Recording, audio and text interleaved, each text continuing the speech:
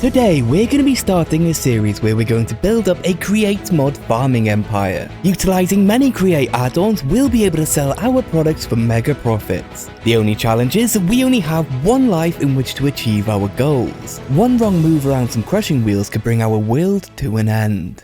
So here's my plan for today. We're first going to chop some wood, which is a lot harder than it looks. Why is this tree being weird? Then we're going to do a little exploring.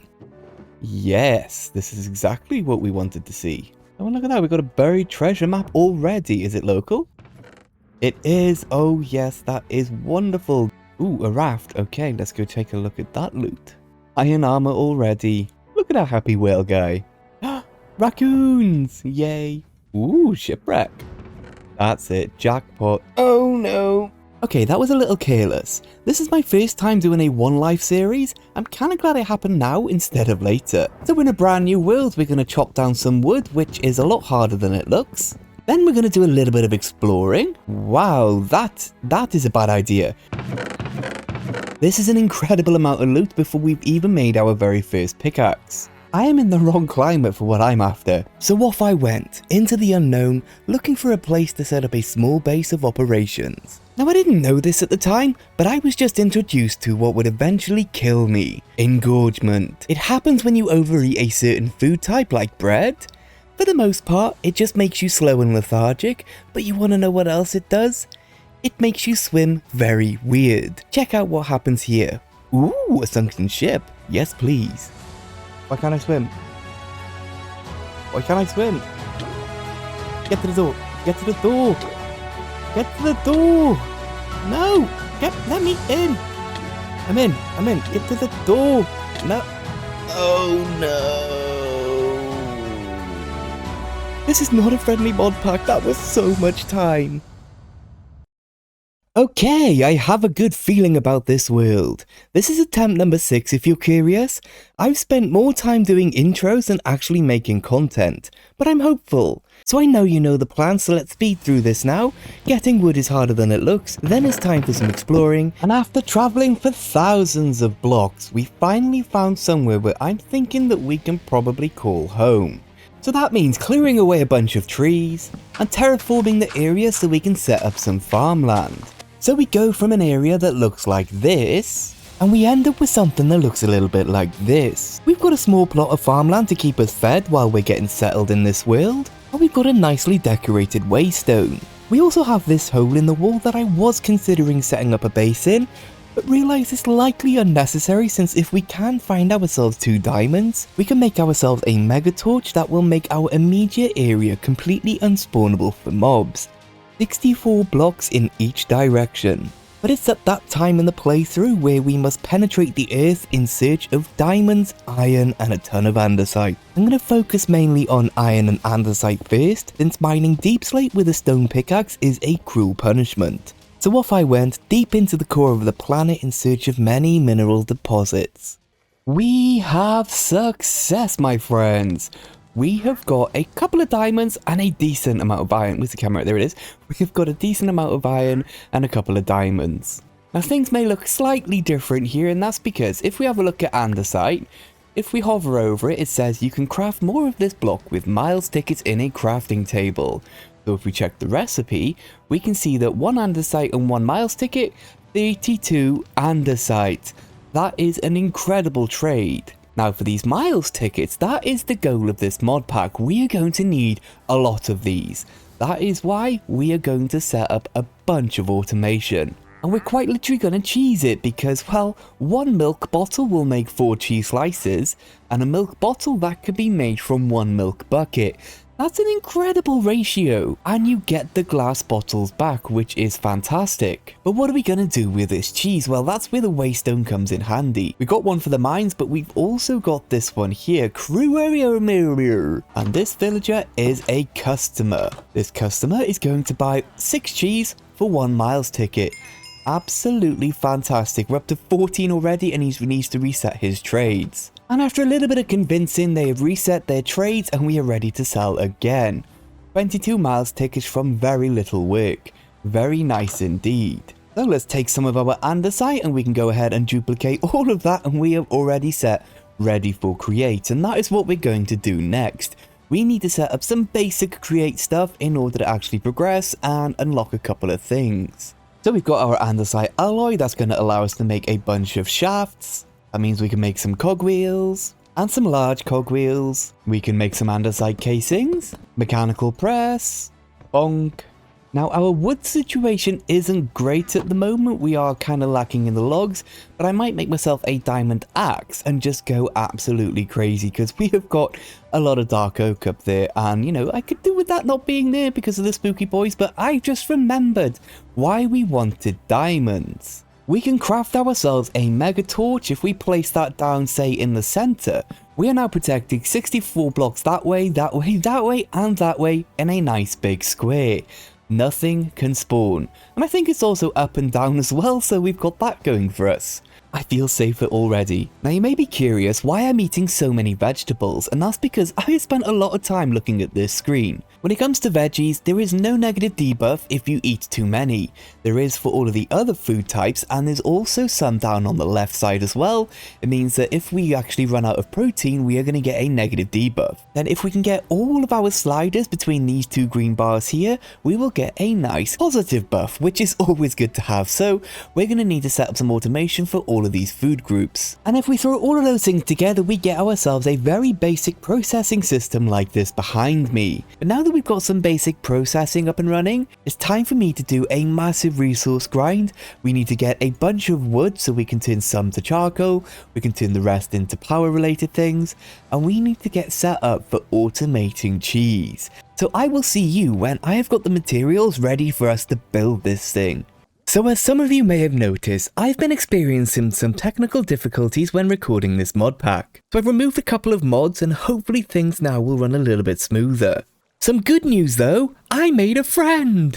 It cost me some miles tickets, but this market is so worth it. If we check out the shop items tab, we can just outright buy a blaze burner for 32 tickets. We were about to head through to the nether and go and get one, and now we don't have to, which is amazing because I really don't want to lose another world. We can also buy raw food here, which is amazing because unintentionally I've not actually farmed any animals yet. And weirdly, I kind of want to keep it that way. And now we can. So with just over a stack of miles tickets, mostly from quest rewards because I've been looking at lots of animals, let's buy ourselves a blazy boy. Then after some setup, we can throw in some copper and some zinc. We can feed him a little bit of charcoal to get our brass underway. We need this brass so we can make some deployers, one for milking our cow and one for feeding our blaze burner, at least until we get some automated lava on the go. We're also going to need some polished rose quartz, and thankfully we can also buy the quartz from the market. And after doing a little bit of sanding and a bit of crafting, we can make ourselves the pokey prodders. Now we just need to find an area to build our cheese making factory and be able to actually make a big profit off of our cheese, and I'm thinking just over the water here. We're going to need to terraform this a little, so we're going to go from looking like this unbuildable nightmare landscape into this delightful fenced off platform, supported by some deep slate foundation and accessed via a lovely bridge. Well, that took a little bit of time, and I hope you agree with me when I say that it looks kind of cute and I did a good job. But before we start building the factory, I just want to shout out the old market again because the market came through for me.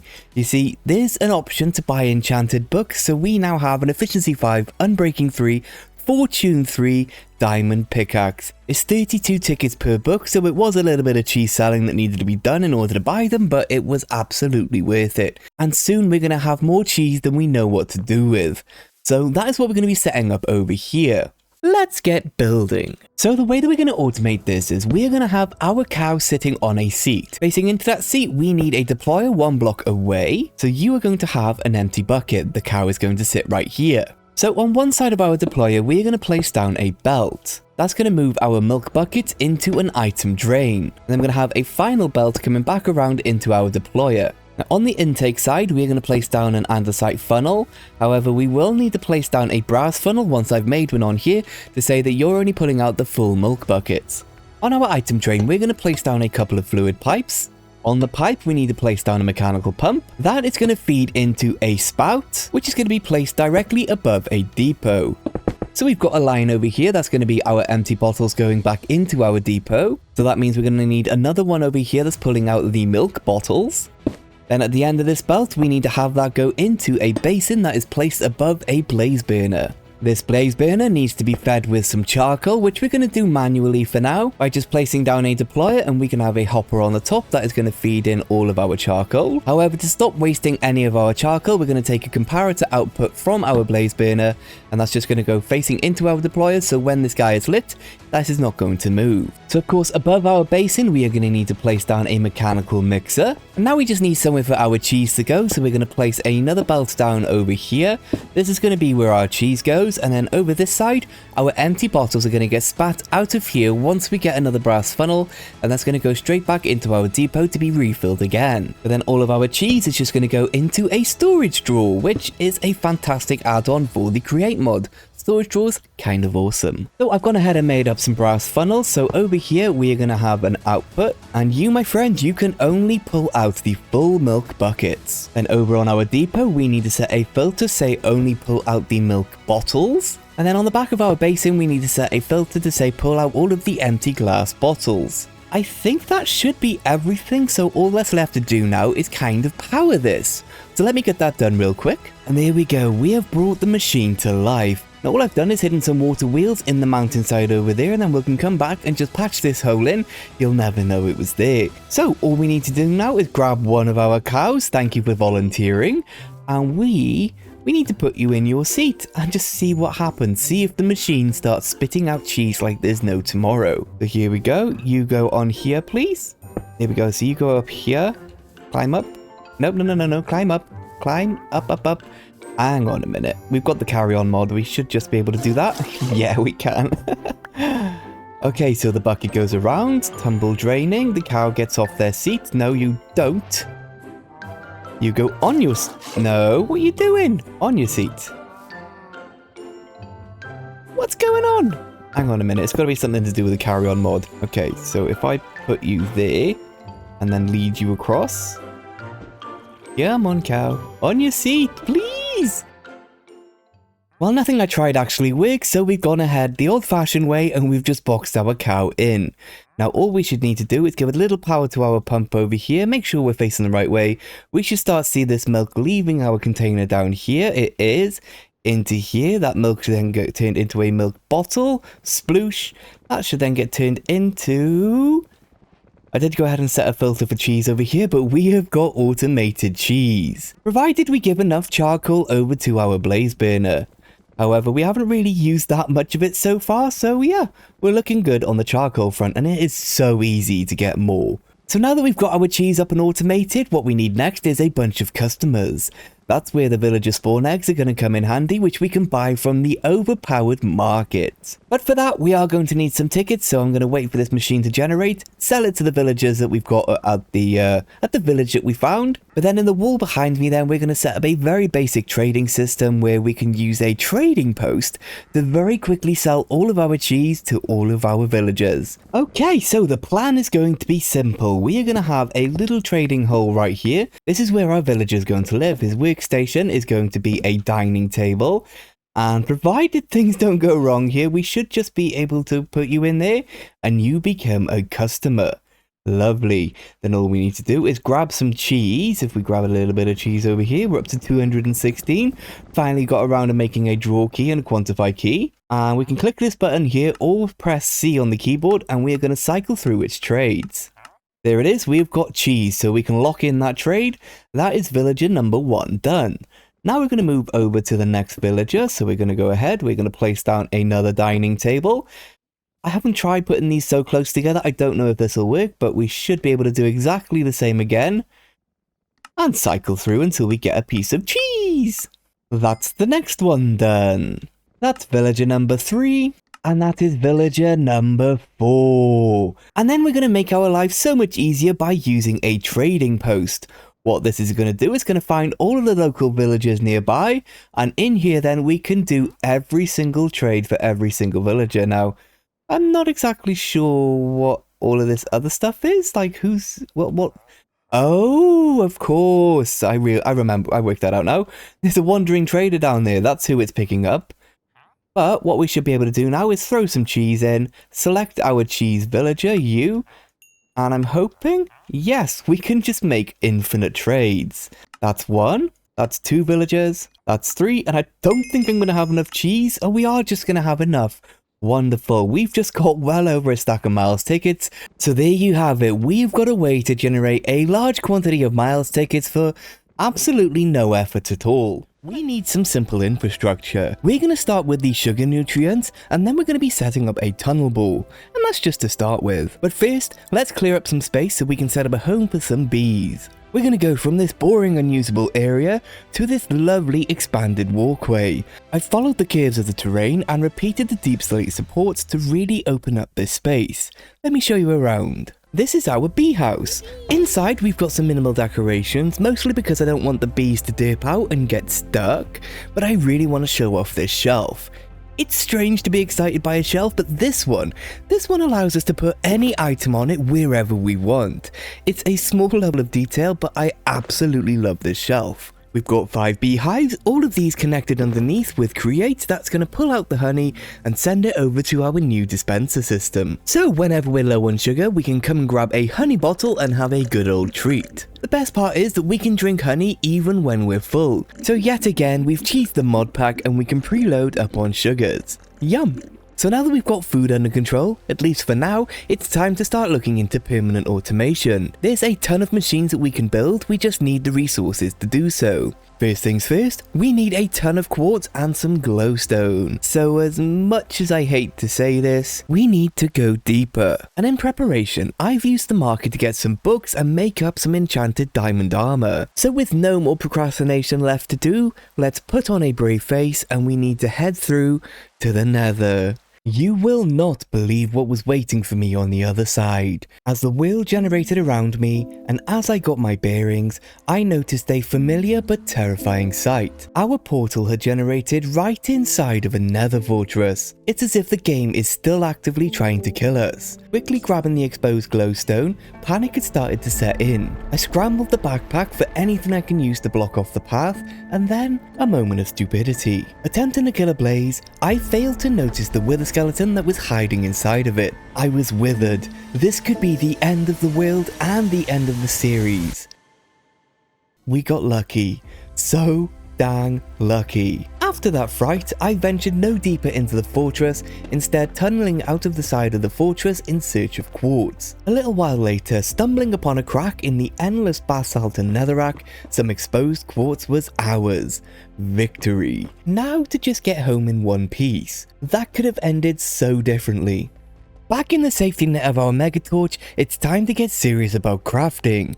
Backpack crafting is limited, so I am digging right into Tom's Simple Storage mod. We're gonna need an inventory connector and a storage terminal, which we can then upgrade into a crafting terminal. The connector goes right next to your chests, and the terminal goes on the front of that. We can now see every connected inventory and craft using those items. This is going to be legendary. And with that made, I can now more easily craft all of the pieces that we're gonna need to set up a tunnel bore. So that's what I'm gonna do next. And just like that, deep in the core of the planet, Hobble was off on a journey on his small tunnel bore. Why is it small, you may ask? Well, he's completely out of iron again. I could have sworn I had eggs in here when I left, and now they're not found. Oh my goodness, my friends, I have just found a very easy source of andesite alloy and gunpowder. So let me tell you a story. I've slowly been progressing through Create, making crafters and crushing wheels, when I happened upon a recipe. So if we take a look at Azurine, we can duplicate these with miles tickets. For a stack of tickets, we can get a full inventory's worth of it. Now if we head through to my proof of concept room, we can throw some of these into the crushing wheels and we will get some crushed zinc. If we then wash that zinc, we can generate zinc nuggets, which is what we'll use for andesite alloy, but we also get gunpowder. This is a huge boost to our survivability, since it means that we can now use the schematic cannon without needing to set up a creeper or spider farm. So the fact that we can now build a machine to semi-automate gunpowder is incredible. But before I go and do that, I am thinking about the higher tier foods. Unlike cheese, finding customers willing to buy the high level foods is turning out to be quite tricky. Having expanded how many villagers that we've got buying cheese, I've been through the list and it looks like we only have one duplicate trade, white chocolate. So our next moneymaker is going to be a chocolate factory. And I feel like I kind of want to go to industrial lengths with this, producing a large quantity of chocolate, since there's many varieties that we can actually make. Before that, we are going to need to clear a bit of space. A lot of space. So if we have a look at our lake, we've been working our way around to the left, so where that cave is opening, I think that's going to be the new site of our chocolate facility. So let's turn this into something more buildable like this. Over on the left, we have a small tower farm for our cocoa beans and our sugarcane. The rest of the area I've limited where I can build, as I'm kind of planning I'm going to encase our chocolate factory in a building, or at least try to. But at the back I've set up some lava duplication because we're going to use a brand new way to power our blaze burners. Then underneath we've got a service floor. This is where I'm going to hide all of the pipes and our power generation. So in order to make our chocolate, we are going to need sugar, cocoa beans and milk. Now just a heads up, I made a ton of mistakes when explaining how to build this, mostly because of the weird space requirements I gave myself. Since I already have a video on how to automate chocolate, I'm actually going to skip this bit and we're going to move on to where we're making the white chocolate. On our cocoa bean line, we're first going to need to squish them with a mechanical press. Next, we need to send those through some crushing wheels, which in a One Life series is terrifying. That'll give us some cocoa powder, which we currently don't need, and cocoa butter, which we do need. So let's pop down a drawer for each of them. The cocoa butter will need to go into a basin with more sugar and some more milk. So, blaze burner, basin, input funnel, belt blocker, mixer, and then hook it up to our sugar input line. The final piece of the puzzle is going to be milk, which is way over there. Since I only really have one cow locally, we're just going to run a long pipe over. Looks like I forgot to set a recipe filter on our chocolate basin. Whoopsies. Okay, this is scary. I'm going to cover up the crushing wheels. Safety first. Now the way that we're going to power our blaze burners with lava is by using a straw. That way we can directly just pipe the lava into them. Incredibly overpowered mechanic. And I likely had to cut out where I powered the chocolate factory, but we are completely powered by steam, using the same straw mechanics. So let's hook our last burner up to lava and see what happens. Success! We are now making both chocolate and white chocolate. Now we just need to combine them and we will be able to satisfy at least 2 customers' needs. For a pretty price, of course. Regular chocolate first, we're going to need to pump that into a basin and compress it with a mechanical press. That's going to make our chocolate bars. Then the white chocolate needs to go into a spout above that chocolate bar and ta-da! We are automatically producing white chocolate candy. I am so excited. This has been a lot of work. So with a spring in our step, let's head over and sell some of this chocolate to our 2 hungry customers. Why are you not accepting the candy? Something's not right here. Our candy has protein, carbs and sugar, and they want ones with only sugar. Oh no. For some reason, there are 4 items all called white chocolate candy, and we chose the wrong one. But that's okay. I had fun making the factory, and we can always retrofit the build next time to make the right kind of chocolate. Now it's time to try and practice a little bit of building and see if we can put something around our chocolate factory. We'll turn this into something I wish I could spend a lot more time on. I'm not a terribly big fan of the barbed wire, but I do like the weird shape of the block. Now on the inside it is much of the same as before. White chocolate is empty because our bottleneck is actually sugar. I even added a second cane farm, but it's still nowhere enough. All that means is that we're overproducing on cocoa beans, which is never a bad thing since it means that we have some available for other chocolate crafts. But before we go, let's take a look at Cursed Torch. Thank you, Schematic Cannon. But I want to show you the setup that I came up with. It's super simple, but it's what we're going to be using to make iron, gold, and gunpowder. So we've got a set of crushing wheels. They are crushing down either crimsite, we've got the ochrum, we've got the azurine. They go into this top drawer here. They get crushed down into the nuggets and the crushed ore. That then goes down onto this belt, gets stuck against this brass tunnel because we've got a filter on here that says if it can be washed, you're not allowed to go through. But once it does go through, we are then sending it down a second line. And over here, we've got our gold, quartz, redstone. We've got a ton of iron, which is very, very exciting. And then I'll go ahead when we get some more azurine or need some more gunpowder, I'll add even more onto the end of this. Now this tunnel here, I did not dig it by hand. This was me testing to see if the schematic cannon could actually dig out tunnels. I'm going gonna take some time to redesign our trading wall into a trading hall. We're gonna go from this 2-dimensional sad time to this 3-dimensional money-making emporium, where above I redesigned our cheese factory to be much faster and much more compact. My favourite part is that it delivers all of the cheese through this ceiling chute right next to our trading post. And oh boy have I been trading. We've got over 4,000 tickets and we still have 65,000 cheese left. Can you imagine what would happen if we could automate the selling? We'd be so rich. Villager wise, we've now got more than double the amount of customers buying cheese, and we've still got a row up top ready for any other villagers we may want. But this build was for me, now we need to build for the series. And oh good, it's raining again. You know, I actually took up fishing it rains that much, since it boosts the loot, kinda fun. But off in the distance you can see that we have got a much larger sugarcane farm, though the contractors that I hired to build the farm went and built it in the wrong place, so we're gonna need to find a way to move that sugarcane. We need a train. However, building tunnels by hand would be exhausting, so let's head over to a flat area where I've set up a repeatable tunnel design that we're gonna make into a schematic. It's mostly deep slate and soapstone since that's what I've got the most of, and we can actually duplicate them easily with tickets. So let's grab position 1 and select position 2, then scrolling it up so we can make sure the whole build is selected, right click and give it a name. Then we're going to need to do the same again for the corner piece. And after loading a straight section into an empty schematic, we can then place it in the cliffside next to our sugarcane farm. Now let's pop this into the schematic cannon, making sure to select replace solid with empty, and we can press play. This is going to take a bit of time, quite a lot of time to be honest with you, so I'm going to catch up with you in a little bit. It's done!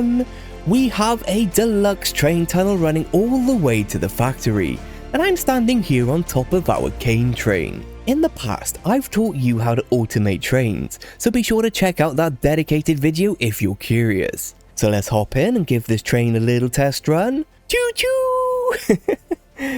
Trains are awesome. With the train at its chocolate station, we need to place down 2 temporary blocks and a portable storage interface. That way we can make a simple train unloader, which is just another belt. Now let's set up a simple train schedule which will go to our sugarcane and wait for 3 minutes, then it'll head over to the factory and wait until its inventory is empty. Now we need a volunteer to become our very important train driver. We have a willing participant and she is over the moon and can't wait to start her training. Let's give her the schedule and yay, off she goes. At the cane station, all that's left to do is add in a funnel so that our sugarcane can now get loaded into our train.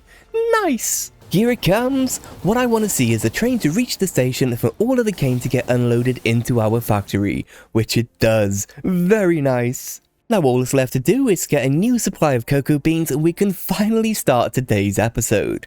That's right, I've built a large trading hall and a full-on train system and we've not even started yet. Go ahead and make sure you're subscribed for all of that chocolate grind. This simple design of clipping through the logs is incredibly efficient if you're looking for a cocoa farm for yourself. You may also notice that Create looks a little bit different, and that's because the pack is now updated to the latest version of Create, which means that everything has kinda changed, but thankfully it's nothing too detrimental for us. So we've got a train dropping off sugarcane and our cocoa beans come down this chute and goes into our main factory line. I've also made the factory much longer and we now have a main line that runs through our factory for both sugarcane and cocoa beans. That's because I've been talking to our customers and I've got them bookmarked every chocolate trade they have. Of course, we're going to be starting with the right kind of white chocolate candy, which is going to require us to make some caramel. It's so simple, it's just water and sugar in a heated blaze burner. So on our sugar line, we're going to put down a blaze burner with a basin on the top and a funnel going into that. Yeah, it's going to take a little while to get used to these new Create textures. Not sure how I feel about them. But let's give Blazy Boy a straw so he can be fed directly with lava, and let's pop a mixer on the top. Now we need to break a hole for our lava to come into, then we need some pipes going into our basin which we're going to hook up to a water source. On the other side of the basin we're going to need a smart pipe, that way we can filter it to only pull out the caramel. That goes into a pump and into a fluid tank. Now let's add some power and we should see that we are now making lovely liquid caramel. I bet this factory smells amazing. With this caramel, we're going to need to pump some of it into a basin with a mechanical press above it that's going to make our bars of caramel. That'll get popped onto a belt and into a storage drawer with a storage downgrade in it. That way we can limit how many bars are actually stockpiled. We don't really want to use up all of our valuable liquid. So let's throw on a funnel and connect up some power, and boosh, we have caramel bars. Gonna throw a gold upgrade in though, so it can now store 8 stacks of bars, since I'm certain that we can handle it. We need to take these bars over and sploosh it with some white chocolate, like so. We've got it snaking all around under a spout and into some storage. So let's pop a funnel on and away it goes. It's always so exciting setting up a new production line. I love it. But my friends, we have now got the correct white chocolate candy. Now of course we need to do a taste test, mostly because unique foods can give us extra hearts, which I don't need to tell you in a One Life series is very important. I couldn't have timed that any better. We got an extra heart on camera as I was talking about it. Amazing. Here we go. Hallie, our master customer, please enjoy your white chocolate candy. 50 tickets for a stack of candy. Very nice indeed. Now I think you may have worked this out by now, but we're not actually going to be trading our chocolate away to customers. We're using it as a mechanism for us progressing and automating certain foods. Cheese is just far too overpowered. We've not even bothered with zombie discounts, it's just that good. But I've mentioned that we've got a chocolate factory. That's not enough. We need a chocolate empire. We are starting a war, and we are going to be the leading cause of tooth decay. 9 out of 10 dentists will not approve this video. It is time to turn our attention over to 5 more chocolates our customers will buy. We're going to start with ruby chocolate, since pink is awesome. We're going to need some milk, sugar, sweet berries and cocoa beans. All of which we have except the sweet berries. Thankfully even the smallest of farms produces a ton of sweet berries, so we can just tuck one in the corner very easily. But if we pour that over the bars of chocolate we made last time, we'll get some ruby chocolate candy. We can also pour it over a bar of caramel for another type of candy, and we can pour it over some sweet berries for some ruby chocolate glazed berries, which honestly sounds quite nice. It depends what sweet berries taste like. I'm assuming they're sweet. Then the final 2 chocolates just require us to pour our original chocolate over some sweet berries and some caramel bars. Quite a tall order, but I'm putting in the effort for this series because I hope it helps you want to leave a comment. But with that said, my friends, I will see you when there's something to show you. Well, my friends, I may have taken things a little bit too far. Let's go on a journey to find the hidden away chocolate cafe. Down this overly decorated tunnel, where there's blueprints detailing what we can buy, these other visitors laying against the wall in a sugar coma.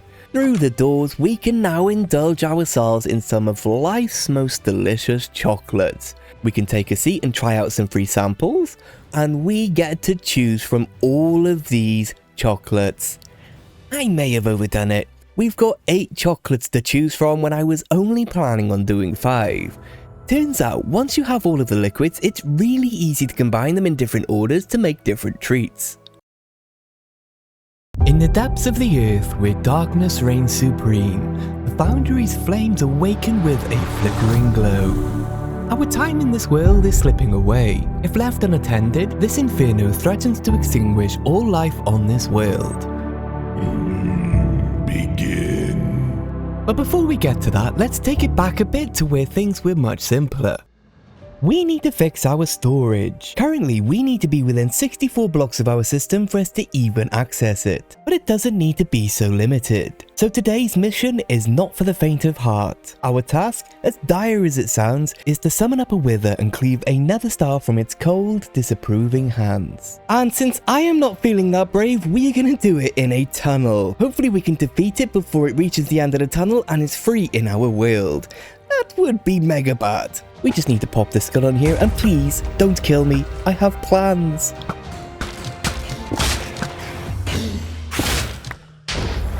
Yes! Oh my goodness! There certainly is a thrill to this when doing this in a One Life world. I've not felt that much anxiety playing Minecraft in years. I think I may finally understand why people play this game mode.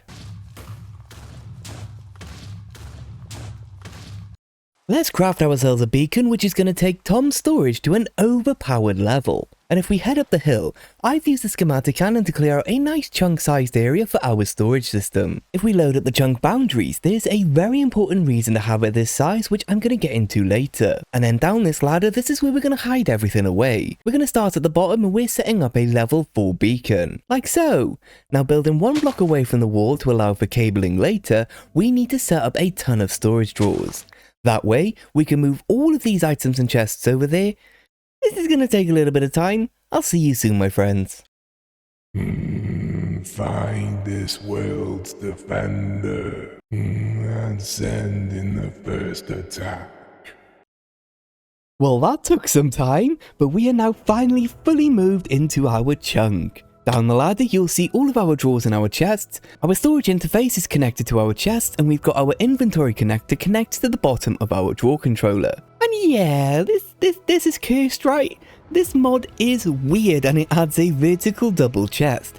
It's very unsettling. But in the basement with our beacon, I mentioned earlier that it's going to be important to keep this within a single chunk, and that's because we are using a basic chunk loader. When we pair that with an inventory connector on our beacon, we can now access our storage from anywhere in the world, including other dimensions. It's a very powerful mod indeed. As for decoration, I've kept it really simple with light grey concrete on the floor, and we've got grey concrete on the walls. It looks like I've covered up this side entrance by mistake, but this is going to lead out to... What? That's impossible! We have a mega torch, and the light level is way too high for natural spawns. What's going on? I was about to set up some refined storage, but now I'm going to have to instead investigate why we are being attacked. And how? It's very, very concerning that we're getting attacked in a one-life world. I'll see you after I've done a little bit of digging.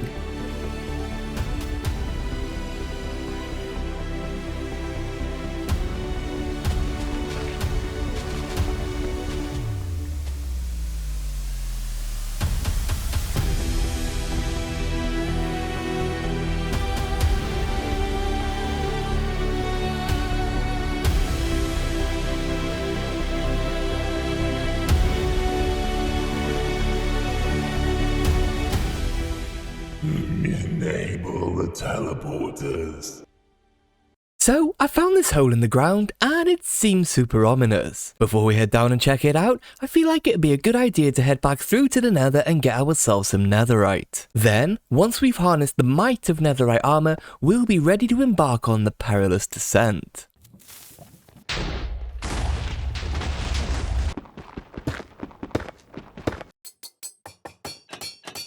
Here we go, full netherite armor and a netherite axe to match. Armed with newfound strength and courage, we'll begin our descent and unearth the truth that lies dormant below our surface. Let's just carefully hop onto the elevator. Going down? I didn't like the sound of that.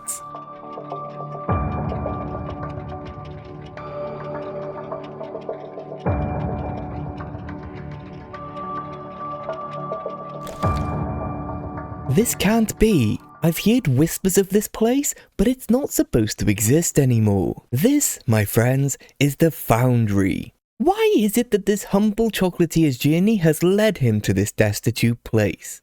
Let's do some very careful investigation. What's haunting me right now is the molten lava. This should have solidified long ago, and yet here it is, still flowing into the Foundry's furnaces. A troublesome sign that someone, or something, has brought the Foundry back online. Having ventured through the corridors with crimson floors, we now stand in a chamber of what seemingly may have been used for gatherings. The stories that must have been told here would have surely been more interesting than our own. Oh goodness, what is going on with that zombie? Its movement seems less rigid, like it's still fresh and not as decayed? But the levers intrigue me. What happens if we... That was a bad idea. Actually, I believe my carelessness may have been a blessing in disguise, as it revealed a lower level to this forsaken structure. But before we venture any deeper, I think it'd be wise to fully make sure that this upper level and our escape route is fully safe. Like this, a newborn creeper. It's very unsettling. We need to find out where they're coming from and put an end to this. Oh dear, their numbers are growing and things are escalating far too fast. We need to pacify these foul creatures and continue pushing deeper into the heart of the foundry.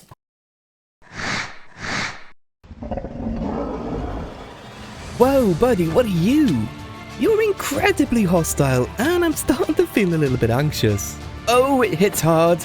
We need to fall back and regenerate some health, otherwise we're done for. That actually scared me. So we're using candy as our emergency regen food, but our nutrition is suffering greatly. We're gonna need to keep an eye on it and probably eat some more veggies. And for some unknown reason, I'd completely forgotten that we could use our bow. This change was going to mean that more of our battles would be in our favour, as we now have the advantage of range attacks. Genius. And we're out of decent veggies. So we're back to munching on potatoes because we are dangerously close to malnourishment. That's it! The first floor is now completely clear of beasts. The problem is that since there's no staircase, our way down is through this crater right here. But there's a plan. If we set up a water stream, we should be able to land safely. In a heart-stopping moment while avoiding the water, gravity betrayed us and we spiraled down towards the fiery abyss. My foot had slipped, but with a stroke of luck, we'd survived the initial impact. It does look like we found where the beast we're materializing from. Teleporters, from the other world. However, our presence here seems to have provoked them. They do not want us here. We should be able to find shelter behind this wall, and maybe we'll live just a little bit longer. That was a lot to process. We could have easily died, but the fact that we didn't means that it is our destiny to save this world. We are the hero in this story. So let's have a look at what we're dealing with.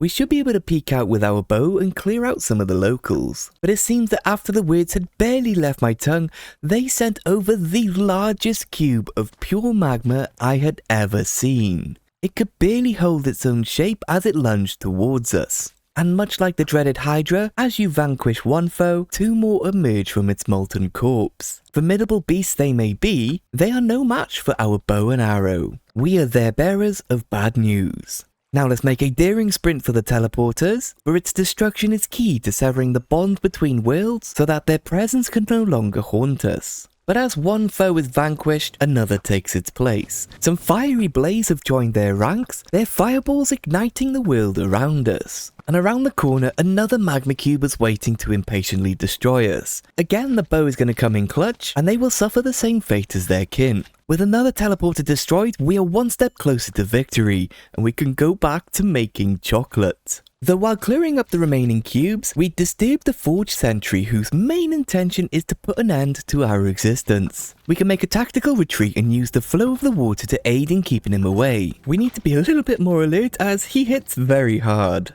Laying waste to countless teleporters and their associated beasts, we left a trail of shattered gateways in our wake. As the final days of our fight drew near, there's a sense of anticipation in the air. But disaster struck. Our diet had failed. Malnourishment took a hold. We had tried to balance our diet and failed. We were now slower and weaker, with many more fights left to do. We cannot let these beasts reinforce and rebuild what we have destroyed. We have to push on. But with sheer determination, we have reached the final set of teleporters. Should we prevail and demolish these final conduits of evil, our world and our chocolate empire shall be saved. The weakness, however, is making it difficult. Our once mighty bow, which saw us through countless battles, is lacking the piercing force it once possessed. Again, fortune smiles upon us though, as with an abundance of water around, it acts like a shield against the relentless onslaught of the blaze and their fiery assault. So let's seize this moment before more beasts can be sent to our realm, a final feat of courage as we leap towards our destiny. The final teleporter destroyed, a world saved. A very tired, but happy chocolatier, reaping the spoils of the war, looting netherite ingots and a Fortune 4 book. It was time to head back home a hero.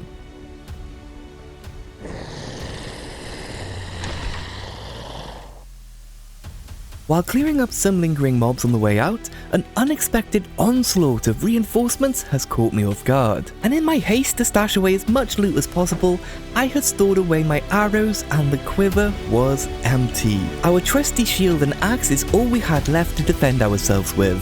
But with one foe defeated, We can edge closer undeterred, deflecting their arrows with our shield. Unexpected creepers emerge from the shadows, leaving craters in the battlefield.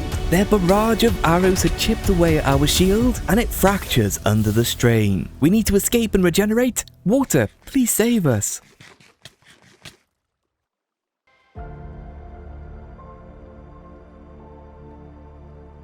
In the wake of the hero's final breath, it has been my greatest honor that we shared this adventure together. Do not be sad that the adventure is over for me, for the next generation of chocolatiers have only just begun.